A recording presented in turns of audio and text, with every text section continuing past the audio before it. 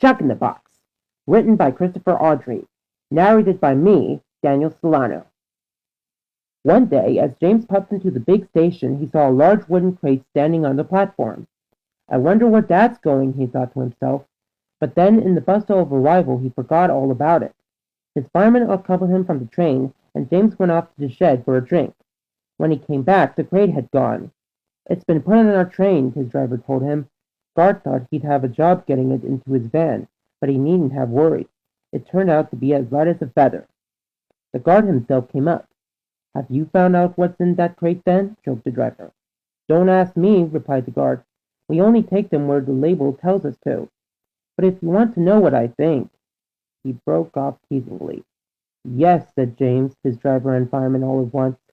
I think it's empty, finished the guard.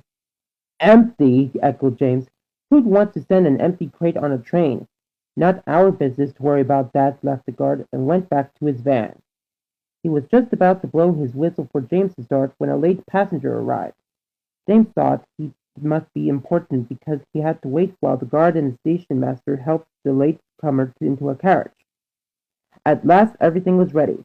Come on, come on, come on, grumbled James impatiently. He tried to make up for the lost time, but because he was running late, Douglas with a goods train had been allowed to go in front of them. James had to wait at signals outside Thomas's Junction until the line was clear. Stupid things, he muttered crossly. How can I be expected to run my trains properly if signals keep stopping me all the time? Now, James, warned his driver, you know perfectly well you'd be even later if you had an accident. At last the signal arm rose. James started with an important joke and hurried to the platform. Peep, peep, peep, he whistled to the passengers. Get in quickly, please. They were only too glad to, but when the driver looked out for the guard's green flag, there was no sign of either him or his flag. The station master came to see what was causing the delay. Have you seen the guard? Asked James's driver. The station master shook his head. Now you mention it, he said. I don't remember seeing him at all this trip.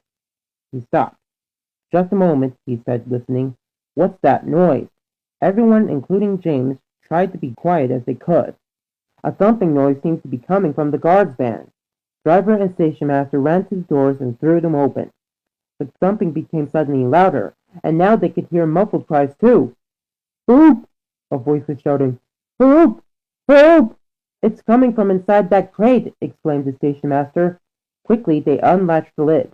When they lifted it, they found the guard very red in the face and very cross. He looked nothing like so smart as a guard should look. Hello, said James's driver. Are you playing at Jack in the Boxes? No, I'm not, said the guard crossly. But what happened? Asked the station master. The guard looked sheepish. I wanted to make sure that the crate was empty, he explained.